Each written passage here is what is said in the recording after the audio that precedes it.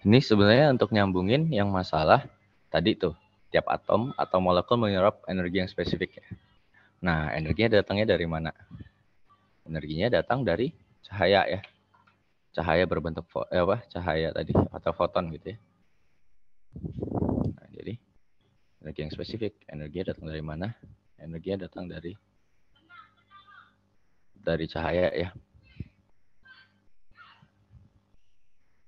Cahaya atau foton gitu. Nah, berangkat dari situ, kita nggak bisa ngomongin soal jadinya energi cahaya gitu ya. Energi foton lah, bukan energi cahaya. Ya, sebenarnya sama sih mereka. Tapi mungkin lebih tepat kalau disebut energi foton. Jadi si foton ini bawa energi gitu kan. Nah, seberapa besar energi yang dia bawa, itu bisa kita tuliskan dalam bentuk ini. Energi foton itu sama dengan H dikalikan dengan frekuensi. Nah, ini rumusnya untuk energi foton. Nah, jadi H ini adalah konstanta Planck ya. Konstanta Planck. Nilainya ini sekitar 6,63 dikali 10 pangkat negatif 34 joule sekon kalau nggak salah. Ini aku memastikan dulu. Ya, kalau nggak salah gitu, joule sekon. Karena frekuensi sendiri kan dia adalah hertz per sorry ya, hertz per detik ya. Jadi dia ya, joule sekon. Gitu. Nah, frekuensi sendiri adalah frekuensi si cahayanya gitu. Nah, jadi di sini kita bisa lihat bahwa ternyata si energi foton ini itu tergantung sama yang namanya frekuensi gitu ya. Jadi kalau di sini kita bisa lihat bahwa dia juga ternyata adalah berhubungan lurus ya. Dengan kata lain kalau berhubungan lurus kayak gini, kalau misal frekuensi makin gede, energinya juga makin gede gitu. Nah, berarti untuk foton-foton dengan frekuensi tinggi itu energinya juga tinggi. Contoh kayak sinar X berarti gitu kan frekuensi tinggi. Sinar X, gamma, ultraviolet gitu-gitu semuanya frekuensi tinggi, maka energi yang mereka bawa juga tinggi. Gitu. Jadi V ini adalah frekuensi ya. Jumlah getaran per detik sih sebenarnya ini. Hertz satuannya. Frekuensi. Nah, atau bisa juga kita rubah si E-nya tadi. Kalau tadi kan kita pakai ini, pakai frekuensi gitu. H frekuensi. Nah, tapi juga bisa kita tuliskan dalam bentuk HC per lambda. Karena C per lambda ini sendiri sebenarnya sama dengan frekuensi ya. Ada berapa banyak gelombang gitu ya di dalam di dalam cahaya itu dalam 1 detik. Nah, itu adalah frekuensi sebenarnya. Jadi H frekuensi itu sama aja kayak HC per lambda. Seperti ini di mana jadinya di mana C ini itu kecepatan cahaya ya di ruang hampa, dan lambdanya ini adalah panjang gelombang gitu. Nah, gini. Oke. Ada yang mau ditanyain teman-teman kalau soal ini, soal si energi foton?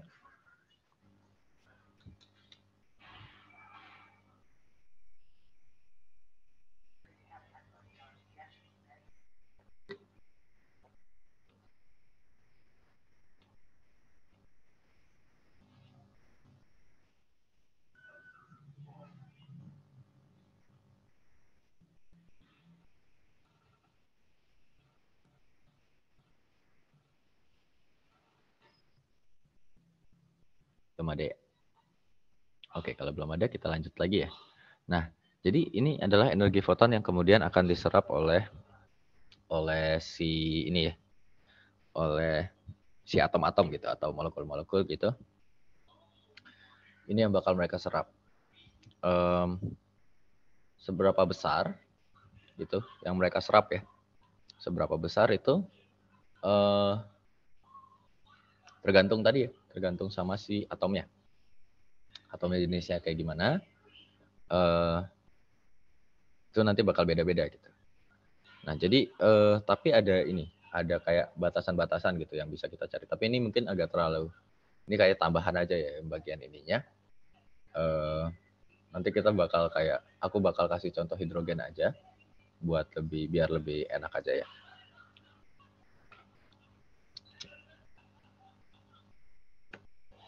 Nah, jadi tuh ada batasan yang namanya, itu siapa yang ngasih ya? Aku lupa. Di mana batasannya itu tuh,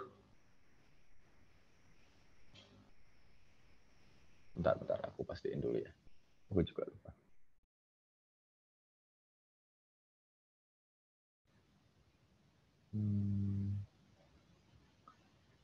Batasannya Schrödinger ini.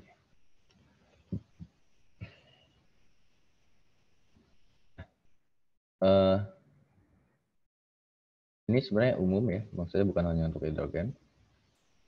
Jadi Bohr itu punya postulat. Postulat itu kayak apa ya?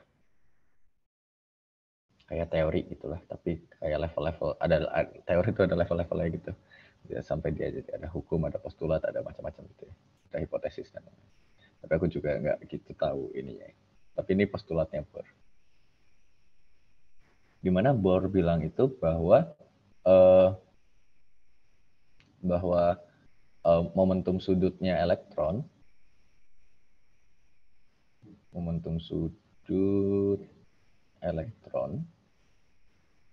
itu nilainya harus ini kelipatan dari Haber. Nah, nanti kita bakal ngomongin soal Haber ini. Tapi dia intinya harus kelipatan dari Haber ini. Dan N-nya ini adalah bilangan bulat jadinya ya. Jadi 1, 2, 3, dan seterusnya gitu. Yang penting dia kelipatan dari Haber. Jadi kemungkinan elektron itu kemungkinannya cuma ada di situ doang. Gitu.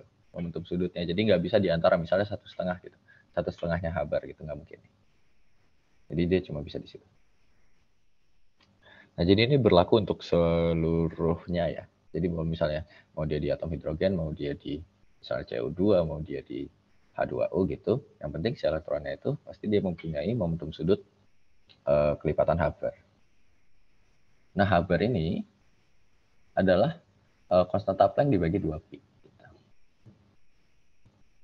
Jadi sebuah konstanta lagi sebenarnya Haber itu. Kayaknya benar sih. Haber. Oh iya benar kok. Nah, N ini sendiri itu disebut juga sebagai principal quantum number ya. Nah, jadi sebenarnya dasarnya dari situ tuh. Ya. Nah, kalau misalnya kita udah dapat momentum sudut, itu kan udah lebih gampang ya. Jadi nanti kita udah punya momentum sudut, biasanya kita sebutnya ini sebagai L ya. Jadi L itu haruslah N Haber gitu. Nah, nanti dari momentum sudut ini kita bisa mencari energi daripada elektronnya gitu. Karena L sendiri itu kan sama dengan, nanti kini kita bakal lebih bahas di ini ya, di mekanika benda langit gitu. Tapi sebenarnya ini kalau misalnya kita ngelihat dari atom-atom juga sebenarnya ini bisa kita nyatakan seperti ini. Nah, sementara nanti kan K juga sama dengan 1,5 mv kuadrat ya. Gitu. Nah, ini bisa kita cari relasinya nanti. Biar kita bisa tahu, oh energi orbitnya sebenarnya adalah segini gitu. Gitu. Nah, kita bisa nyari hubungannya. Nah, sebenarnya kenapa ini penting gitu ya. Jadi intinya yang pengen aku tunjukin di sini adalah nanti dari batasan ini kita bisa mencari yang namanya energi orbit kan. Di mana energi orbit itu adalah EM gitu. Ini adalah U plus K. Nah, K-nya kita udah tahu karena nanti bisa kita relasikan dari sini gitu ya. Terus U-nya itu sendiri sebenarnya adalah K-nya itu bisa didapat dari yang bagian atas ini. Gitu nah. Dan U-nya sendiri tuh Sebenarnya bisa kita dapat dari, karena ini adalah interaksi antara proton dan elektron, jadi bukan kayak interaksi antara bumi sama matahari gitu. Nah, kalau bumi sama matahari gitu kan yang lebih dominan adalah gaya gravitasi kan. Pokoknya ya energi-energinya itu di apa namanya? Didominasi sama itulah gitu. Energi orbitnya bumi dan matahari energi orbitnya bumi itu atau energi orbit sistemnya itu kebanyakan dari situ gitu, gravitasi. Sementara untuk energi potensialnya si proton dan elektron ini kebanyakan tuh adalah gaya elektromagnetik gitu.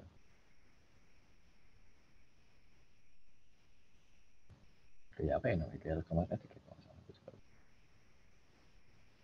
Jadi kayak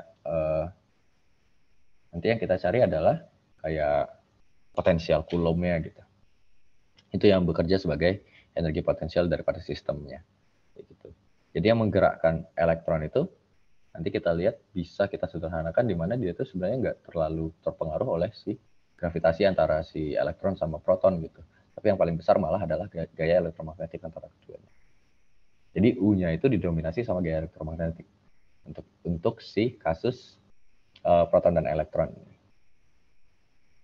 Nah, dari situ kemudian kita bisa dapat energi mekanik orbitnya. Gitu.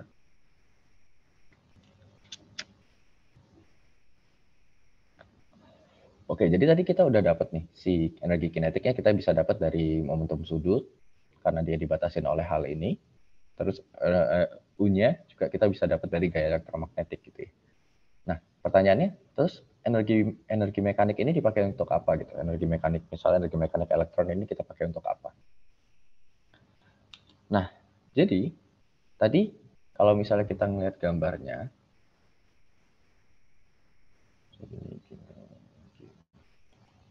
gitu ya.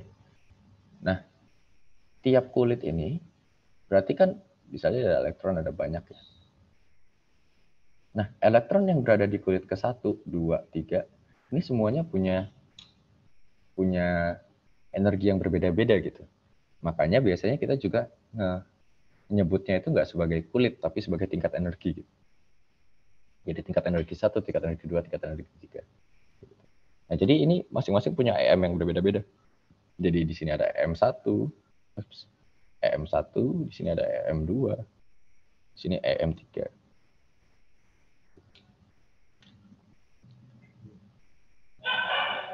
Nah, perbedaan energi mekanik inilah yang kemudian selisih antara energi mekanik ini. Misalnya nih, si elektron pengen pindah dari tingkat energi 1 ke tingkat energi 2 gitu. Nah, berarti delta energinya itu kan adalah EM2 min EM1 kan. Ataupun kebalikannya bisa. Karena ini nilainya pasti negatif karena dia terikat secara elektromagnetik di dalam sini ya. Jadi ini nilainya negatif pasti. Nah, si EM1 sebenarnya lebih negatif dibandingin si EM2 gitu ya. Jadi kita tuliskan aja seperti ini. Gini. Jadi delta E atau delta energi mekaniknya itu sebenarnya adalah ini kan. Nah, delta energi mekanik ini yang kemudian diisi oleh si foton tadi.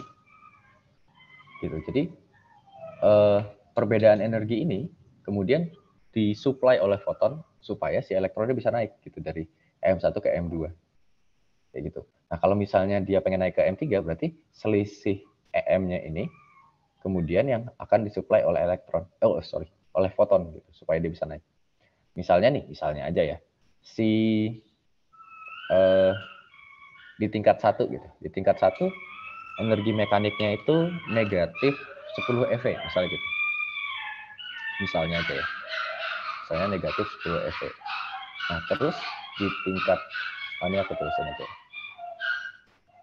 Misalnya energi mekanik tingkat 1 ini adalah 10 EV misalnya gitu.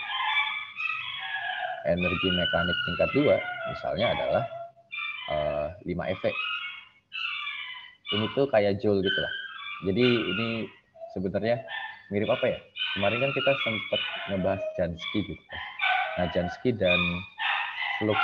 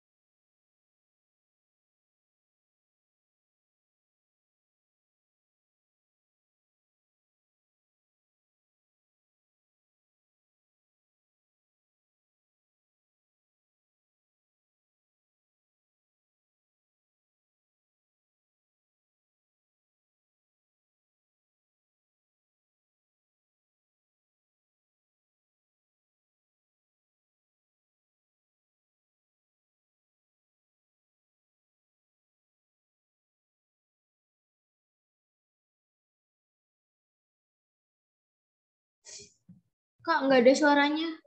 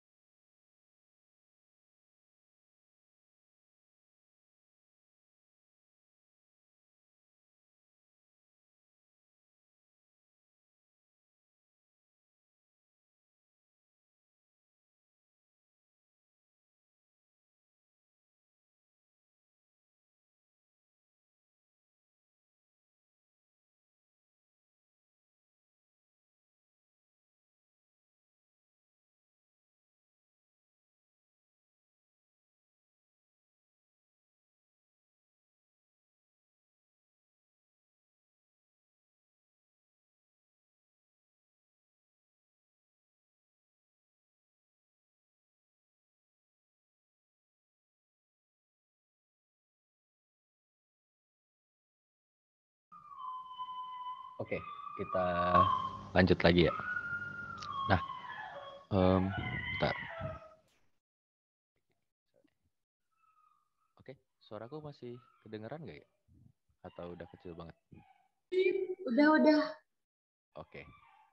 Nah, sekarang tuh jadinya kayak tadi ya.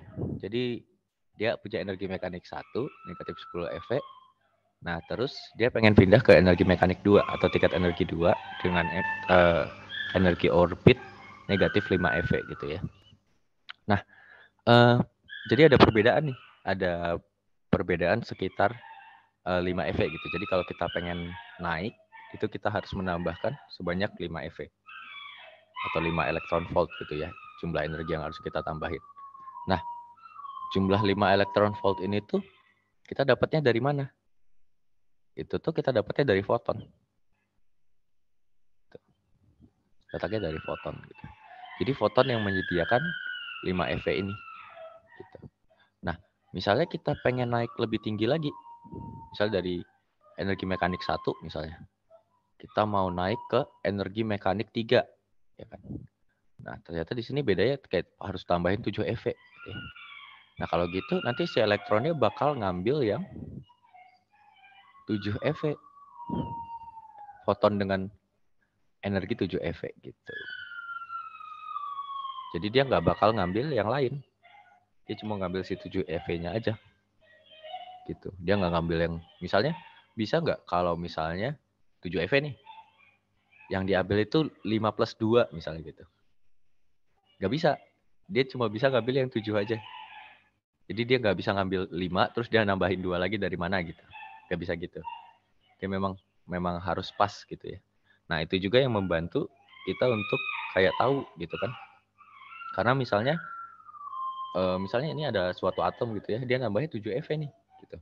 Sementara atom lain misalnya dia butuhnya kayak 7,2 gitu.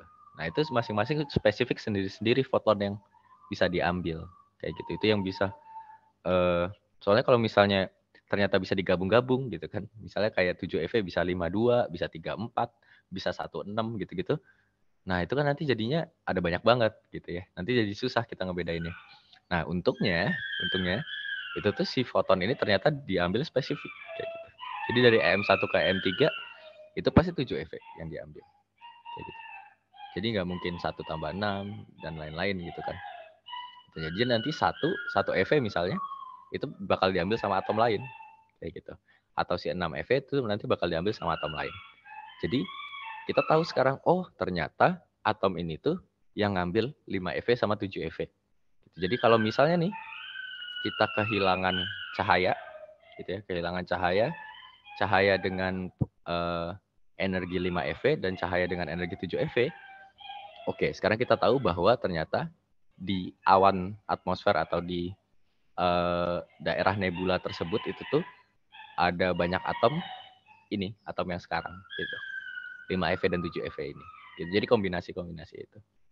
Kayak gitu. Jadi proses pengambilannya itu kayak gitu. Dan ini kenapa si energi mekanik itu penting ya. Kayak gitu. Jadi sebenarnya kita sedang mencari selisih energi mekanik yang kemudian akan diisi oleh yang namanya si foton ini. Kayak gitu. Oke. Sampai sini ada pertanyaan teman-teman? Kalau untuk ininya, untuk energi-energi foton ini, sebelum aku kayak masuk ke hidrogen, ke kasus yang lebih spesifik ya. Ini sih kayak konsep umumnya sih sebenarnya.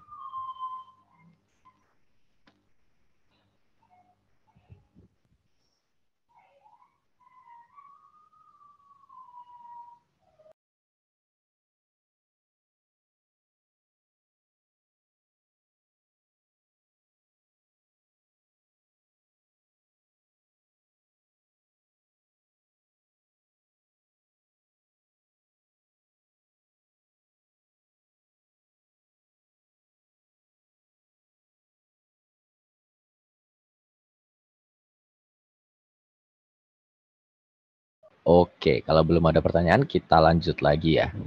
Nah, untuk yang selanjutnya, kayak yang aku bilang tadi, kita bakal melihat kondisi yang lebih khusus ya. Dimana kondisi yang lebih khusus itu khusus untuk atom hidrogen gitu. Nah, kenapa sih atom hidrogen? Kenapa kita nggak bahas yang lain gitu ya? Karena atom hidrogen itu yang paling sering sebenarnya. Karena bintang-bintang ini kan, maksudnya materi-materi berat juga sebenarnya dibentuk oleh bintang-bintang kan ya. Gitu. Nah, jadi bintang-bintang sendiri sebenarnya kadang-kadang belum punya materi berat dan mereka itu banyaknya ya hidrogen, helium gitu. Materi-materi ringan kan. Kemudian dia baru masak. Mereka baru masak di dalam proses evolusi mereka, makanya nanti ada materi-materi berat gitu. Tapi secara jumlah memang paling banyak tuh hidrogen. Dan akan lebih mudah juga sebenarnya.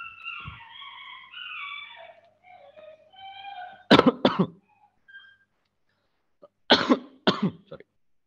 Nah, jadi untuk atom hidrogen sebenarnya kayak ada mungkin ketetapan lah ya, ketetapan ataupun ada rumus langsungnya juga. Tapi mungkin kita dari yang paling ini dulu ya, agak lebih jangan yang rumus langsung gitu ya.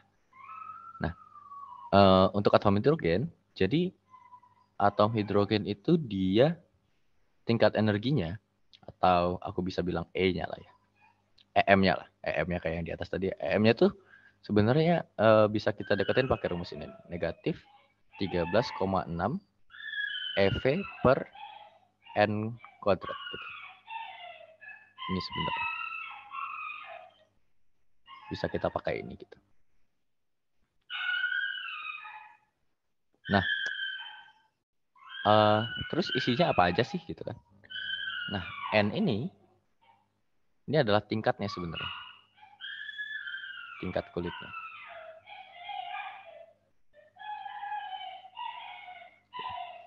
Jadi ini bisa berapa aja sebenarnya nih? Bisa ada 1, bisa 2, bisa 3 dan seterusnya ya.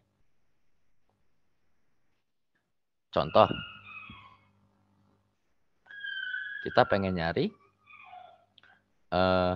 berapa misalnya energi orbit proton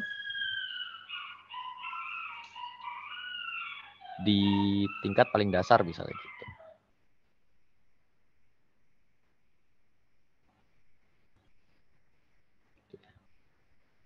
Nah, tingkat paling dasar itu sebenarnya N-nya 1. Tingkat dasar, ini paling dasar itu N-nya sama dengan 1. Berarti kita bisa langsung masukin ya ke dalam rumusnya. Berarti energi mekanik untuk foton dengan itunya, dengan tingkat dasar segitu berarti adalah negatif 13,6 eV per 1 kuadrat gitu. 1 kuadrat 1 ya. Jadi energi mekaniknya si elektronnya adalah negatif 13,6 eV. Misalnya gitu. Terus misalnya nih, misalnya berapa energi orbit proton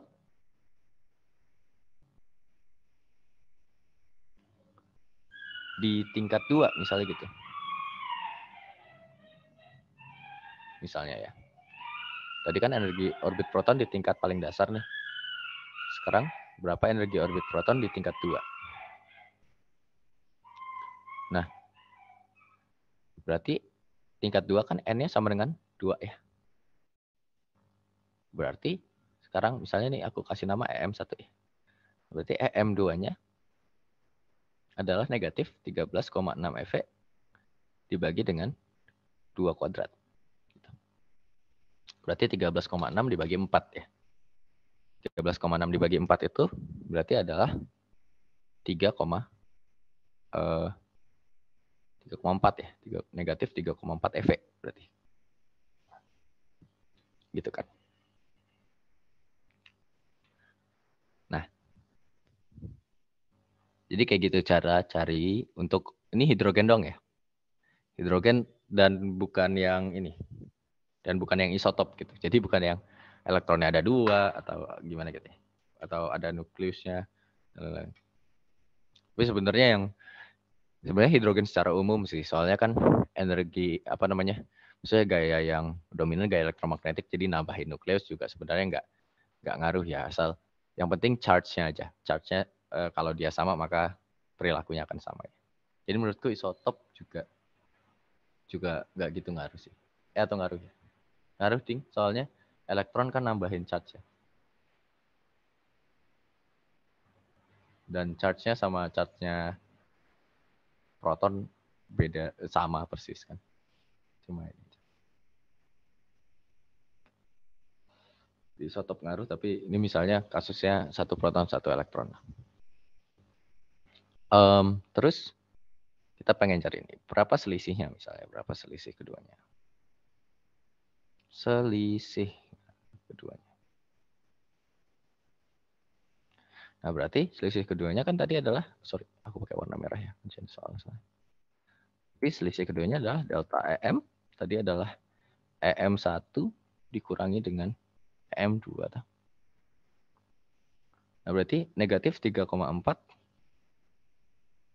dikurang negatif 13,6. Ya kan? Nah hasilnya sendiri adalah berarti 13,6 ini kan sama kayak 13,6 dikurangin dengan dikurangi dengan 3,4 ya. Nah ini hasilnya adalah 10,2 eV. Gitu. Nah artinya elektron kalau dia mau pindah dari tingkat 1 ke tingkat 2 itu dia butuh 10,2 eV.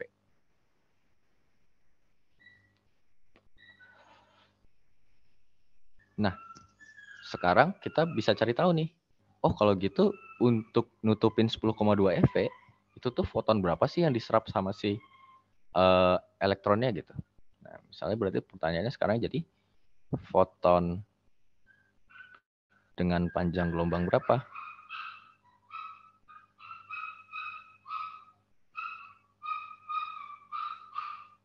Yang diserap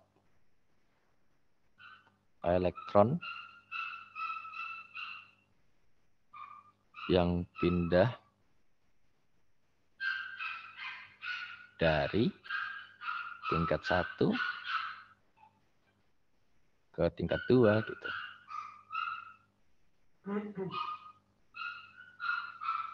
Ini kan. Di foton dengan panjang gelombang berapa yang diserap elektron yang pindah dari tingkat 1 ke tingkat 2 gitu. Nah, kita tahu kebutuhan energinya atau delta energi antara energi mekanik 1 dan mekanik 2 tadi, berarti delta M-nya ini adalah 10,2 eV.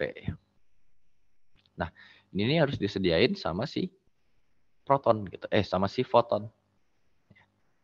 Nah, karena yang menyediakan ini foton, disediakan foton nih. Foton sendiri tuh energinya itu E foton itu kan sama dengan H frekuensi kan. Gitu. Dengan kata lain, E foton ini harus sama dengan EM kan. Kalau dia pengen maksudnya dia yang menyediakan energi untuk perpindahan ini. Dengan kata lain, kita bisa tuliskan bahwa H frekuensi itu sama dengan 10,2 eV. Gitu. Nah, berarti karena H ini sendiri tadi, kalau misalnya kita pakai yang H sama dengan 6,63 dikali 10 pangkat negatif 34 Joule sekon, gitu. Ini nih, satuannya kan dalam satuan SI ya. Satuan SI. Gitu. Artinya, si energinya sendiri harus kita ubah juga ke dalam Joule. Gitu. EV itu Joule, berarti harus berubah dari EV ke Joule. 1 EV atau 1 elektron volt itu sama dengan 1,6 dikali 10 pangkat negatif 19 Joule. Nah, gampangnya itu gini. 1,6 kali 10 pangkat negatif 19 itu sama kayak charge-nya elektron ataupun proton gitu. Jadi proton itu atau elektron misalnya, dia itu punya charge atau muatan juga sama. Gitu. Jadi kita kalau mau kalau mau ngingetnya gampang. Jadi 1,19 Coulomb. Coulomb, aku lupa, bentar ya. C lah. Coulomb. Oke, Coulomb. Nulisnya aku lupa ya. Nah, jadi ini kalau misalnya kita ngelihatnya jadi gampang. Maksudnya mirip gitu. Coba aku cek tadi ada pertanyaan. Kak, boleh tolong scroll ke bagian yang atasnya atom hidrogen. Oke. Atom hidrogen. Oke, sini ya. Oke, ada yang pengen ditanyain dari bagian ini?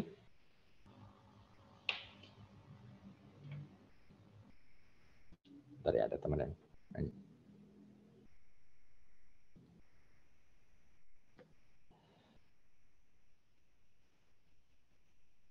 Halo? Ada yang pengen ditanyain? Di bagian ini?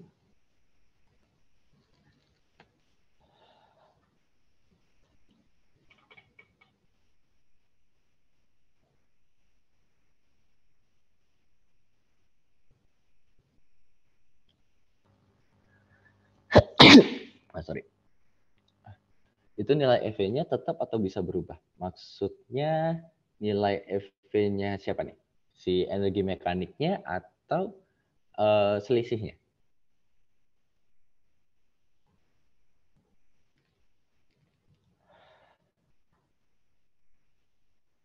Berarti kan di sini sebenarnya ada dua ya. Ini ada yang selisih, yang 5 EV nih, plus 5 EV itu kan selisihnya. Atau si energi mekaniknya yang dimaksud. Kayak energi mekanik satunya negatif 10 EV misalnya gitu. Yang dimaksud yang mana? Yang M123, oke. Berarti energi mekaniknya ya. Nah, energi mekaniknya sendiri ini sebenarnya bisa berubah. Bisa berubah dia. Ada beberapa fenomena bisa dibilang atau beberapa faktor gitu yang bisa menyebabkan dia berpindah, nggak pas di negatif 10 eV gitu ya. Contohnya medan magnet. Nah, medan magnet ini bisa ngebuat ini tuh geser. Bahkan bukan hanya geser, dia jadi ada banyak gitu. Tapi maksudnya nggak beda jauh dari sini. Nggak jauh-jauh dari sini lah. Misalnya kayak negatif 10,1 sama negatif 9,9 gitu. Kayak gitu. Ya, dan ada di 10 juga, jadi ada 3 misalnya gitu. Bisa ada kasus-kasus yang membuat dia bergeser dari titik ini gitu. Tapi nggak banyak. Dan biasanya nggak jauh juga. Itu sih. Yoi, sama-sama. Kalau yang medan magnet itu, mungkin kalau kalian pernah baca itu namanya yang Zeeman effect. Nah, Zeeman effect itu sebenarnya adalah medan magnet yang menyebabkan perpecahan si tingkat energi itu. Jadi tingkat energi nanti ada 3 atau berapa gitu. Atau 2. Jadi bukan 2 sih, maksudnya di range itu sih. Gitu. Jadi bisa ada di daerah situ. Nah itu sebenarnya itu benar sih, pertanyaannya bagus ya. Pertanyaannya bagus. Itu bisa terjadi. Itu juga sih susahnya science in general ya menurutku. Jadi kadang-kadang kita berusaha untuk menyederhanakan, tapi sebenarnya kejadian aslinya nggak sesederhana itu. Gitu. Nah, jadi mungkin kalau misalnya kalau di dalam konteks OSN ya, jadi kalian memang harus benar-benar bisa menilai lah dari soalnya tuh, oke, soal ini tuh pengennya kita tuh ngeribetin ini sejauh apa. Gitu. Sebenarnya gampangnya tuh gini, biasanya di tingkat kabupaten, di tingkat kota, di tingkat pertama lah ya, berarti kabupaten kota gitu. Nah, biasanya itu disederhanakan pasti. Pasti lebih sederhana lah. Maksudnya faktor-faktor yang di luar apa ya? Jadi kita ngelihatnya di dalam kasus yang benar-benar sangat-sangat ideal. Biasanya gitu. Nanti kalau udah naik ke tingkat yang lebih tinggi, nanti faktor-faktor tersebut mulai masuk tuh. Gitu ya. Faktor-faktor lain tadi itu mulai kita perhitungkan. Dan semakin naik tingkat, itu faktor-faktor tersebut juga kemungkinan untuk dia masuknya lebih banyak lagi. Gitu. Tapi itu pertanyaan bagus ya. Nah, jadi untuk gambaran OSN in general menurutku kayak gitu. Walaupun juga selain itu ya, misalnya kayak ada kesulitan soalnya bertambah gitu ya. Bisa jadi dengan cara tadi, faktor-faktor yang memang udah mulai masuk, sehingga perlu kita perhitungkan. Jadi kita harus ngelihatnya lebih detail lagi, gitu ya. Dan biasanya itu kelihatan kok di soalnya. Sebenarnya kalau itu sih lebih ke latihan soal sih. Nanti kita bakal tahu, oh ini ternyata disebutkan di sini, berarti aku harus include faktor ini untuk mengerjakan soal ini, gitu, untuk mendapatkan nilai yang penuh ya. Gitu. Tapi kalau misalnya di tingkat kabupaten kota, biasanya kita bisa kayak ngelihat itu seperti disimplify. Gitu. Seperti oh yang ini faktor ini aku nggak perlu hitung. Gitu sih. Oke, kita lanjut lagi. Nah tadi kita dapat ya, ini kayak gini. Nah berarti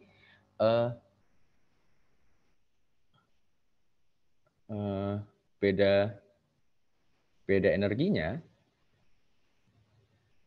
beda energi yang tadi, energi mekanik kan 10,2 eV, itu kalau kita konversi ke dalam joule, jadinya adalah, ini,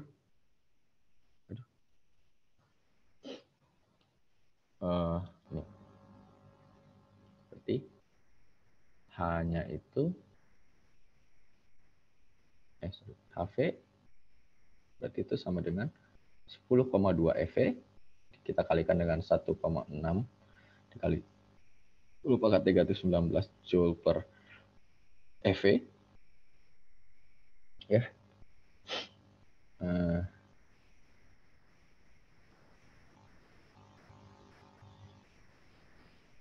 Sehingga kita dapatkan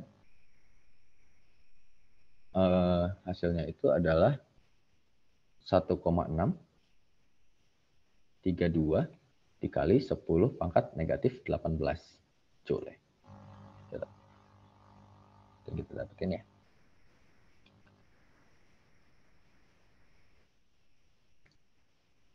Oke, berarti energi fotonnya adalah segini Joule. Tadi kan dalam F, sekarang dalam Joule segini. Nah, kalau gitu frekuensinya berapa? Berarti kita bisa langsung bagi aja ya. Berarti V sama dengan tadi 1,632 10 pangkat negatif 18 Joule. Kita bagi dengan H. Di mana H tadi kalau dalam satuan SI adalah 6,63 dikali 10 pangkat negatif 34 ya.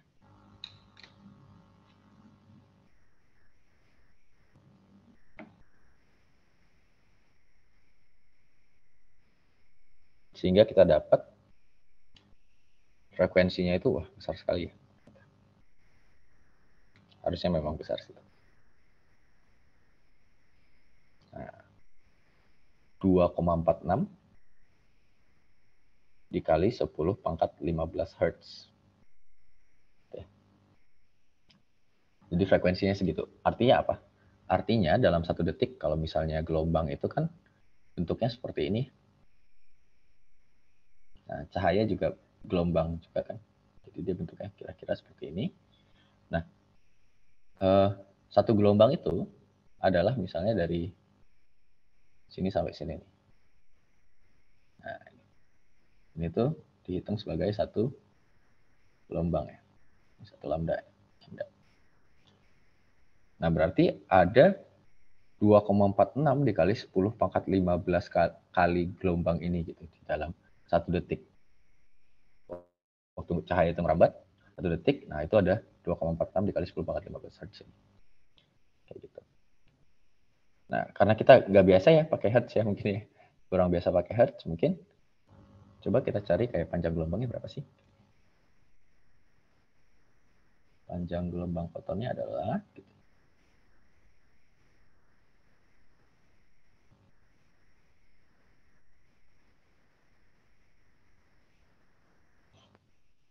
Nah, tadi kita tahu bahwa ternyata frekuensi itu kan sama dengan C per lambda ya. Kan? Sorry. Ini warna merah karena lagi frekuensi sama dengan C per lambda. Itu kita dapatnya dari mana? Sebenarnya tadi rumusnya aku tulisin sih. Ini ya. Tapi kalau dapatnya dari mana itu anggap aja gini. Misalnya si cahaya ngerambat dalam 1 detik, berarti kan dia panjangnya itu, maksudnya yang dia lewatin itu kan sekitar 1 kecepatan cahaya itu kan. Berarti dalam 1 detik,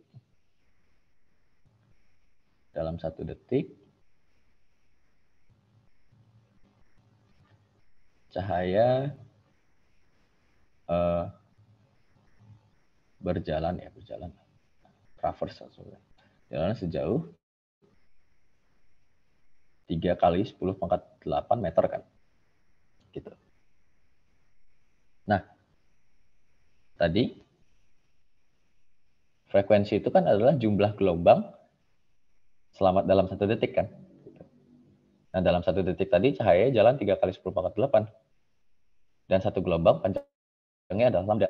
Berarti jumlah gelombangnya adalah jarak tempuh dibagikan sama per gelombangnya berapa. Nah, itu adalah jumlah gelombangnya kan. Nah, itu kenapa rumus ini ada. Kenapa rumus ini kayak gitu tuh? Karena itu. Dan artinya tadi kalau kita pengen nyari lambda sendiri berarti kan sama dengan C per frekuensi. C sendiri tadi adalah 3 dikali 10 pangkat 8 meter ya. Kita bagi per detik.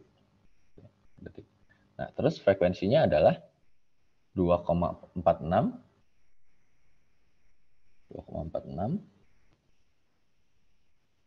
dikali 10 pangkat 15 Hz. Nah, hertz itu sendiri kan sebenarnya adalah gelombang per detik kan. Gelombang per detik. Nah, kalau misalnya kita bagi, jadinya 3 kali 10 pangkat 8 dibagi dengan 2,46 dikali 10 pangkat 15 ya.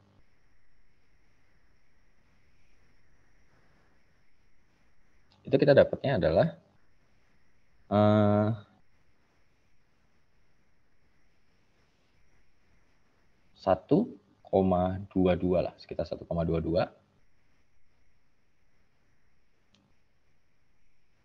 kali 10 pangkat negatif 7 meter per gelombang. Jadi ini karena dicoret-coret, jadi kan meter per gelombang ya. Bentar. Tuan ya. Jadi satu gelombang itu panjangnya segitu meter gitu. Minus 7, sorry. Ada minus.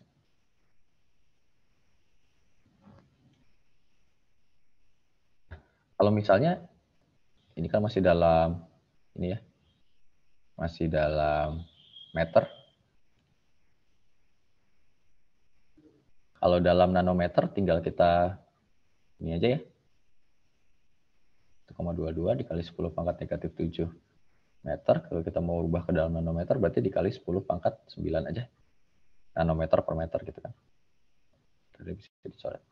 Sehingga kita dapat 1,22, 122 nanometer. Gitu. Berarti panjang gelombangnya yang diambil 122 nanometer.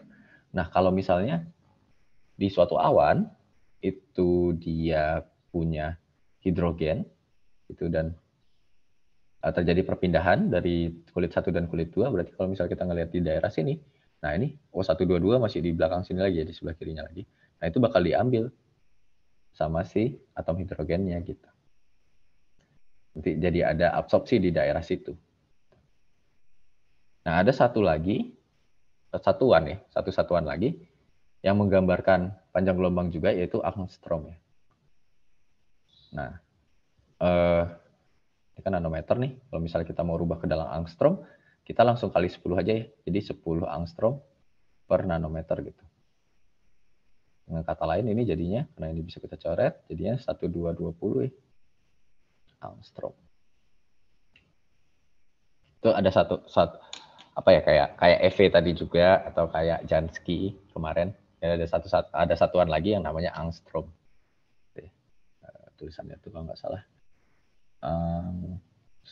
angstrom, di mana 1 angstrom itu sama dengan 10 pangkat negatif 1-nya nanometer, atau 1 angstrom itu juga sama dengan 10 pangkat negatif 10-nya meter, atau 1 angstrom itu juga sama dengan 10 pangkat negatif 8 cm. Tuh. Jadi dia satuan yang lebih kecil bahkan dari nanometer ya. Kecil banget lah. Oke, sampai sini ada pertanyaan, teman-teman? Kebayang nggak ke ininya, prosesnya tadi untuk dapetin?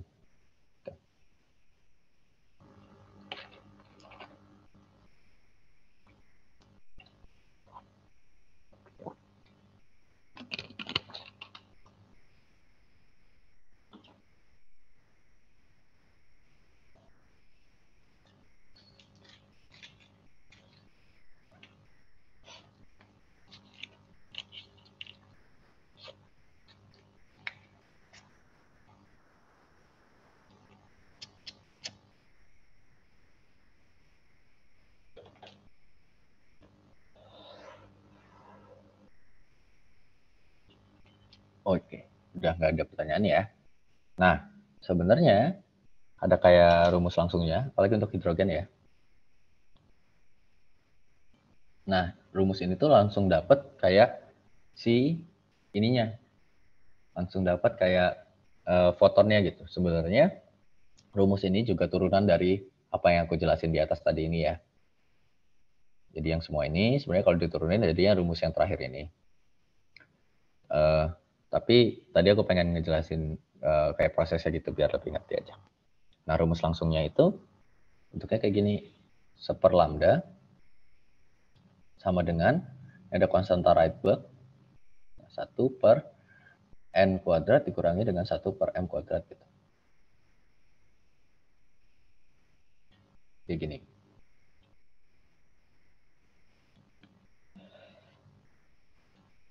Nah, n dan m itu sebenarnya adalah kulitnya gitu ya. Atau tingkat energi lah. Misalnya dari 1 ke 2 gitu ya. Contoh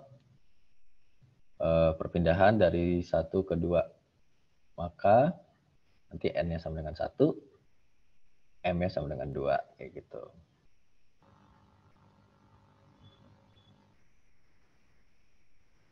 Nah, apa yang kita bisa langsung dapat dari sini? Misalnya nih, kita pengen cari 1 ke 2 gitu ya. Jadi 1-nya dimasukin ke sini, 2-nya dimasukin ke sini, terus R itu adalah konstanta Rydberg.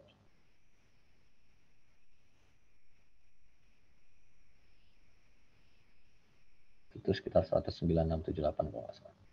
Satuannya aku lupa. Nah, nanti kalau kita masukin ke sini, kita langsung tahu nih, oh ternyata kebutuhan fotonnya untuk perpindahan itu di atom hidrogen adalah sebesar lambda ini. Contoh ya, contoh sama. Contoh, itu kasus yang sama, dari 1 ke 2, perpindahan, dari 1 ke 2, sama seperti yang kita kerjakan sebelumnya. Terus, kita pengen tahu lambdanya berapa. Nah, yang spesial itu, yang maksudnya agak ini juga, lambdanya ini dalam sentimeter. Dalam sentimeter, nanti kita dapat. Oke. Nah, misalnya perpindahan dari 1 ke 2. Maka 1 per lambda ini bakal sama dengan 109,678 1 per 1 kuadrat dikurangin 1 per 2 kuadrat. Nah, itu hasil yang sebelah kanan itu adalah 2 kuadrat ya.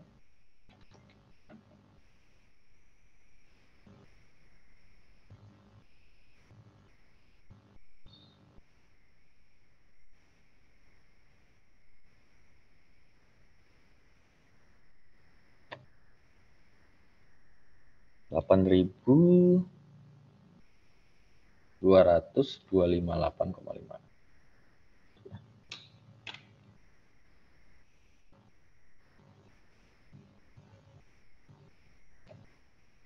Maka lambdanya sendiri itu adalah 1 dibagi 8.258,5.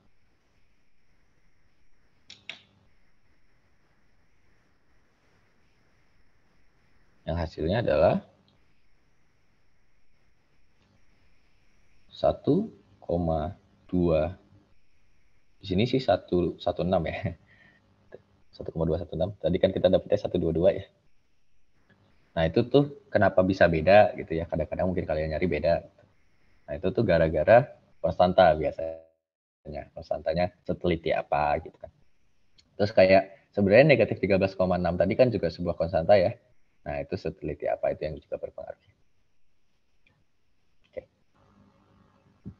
Nah, jadi lambdanya adalah 1,216 dikali 10 pangkat negatif 5 cm ya. Nah, tadi kalau kita pengen ngerubah ke angstrom, berarti kita kalikan dengan 1216. Nah, kita kalikan dengan 10 pangkat 8 ya. Angstrom per centimeter. Tadi kan kalau centimeter per angstromnya 10 pangkat negatif 8. Artinya, ini sama dengan 1,216 angstrom ya. Sedikit ya. Ini kan tadi 1220 nih. Kita dapat 1220. Ini kalau pakai rumus ini 1216. Jadi pakai yang mana aja bisa. Atau kalau dalam nanometer ya berarti 121,6 nanometer. Gitu. Oke, sampai sini ada pertanyaan teman-teman? Oh, kuisnya udah ya? Oke.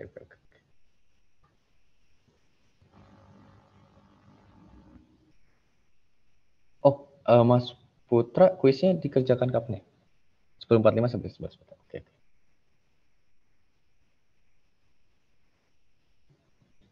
Oh iya, selamat mengerjakannya.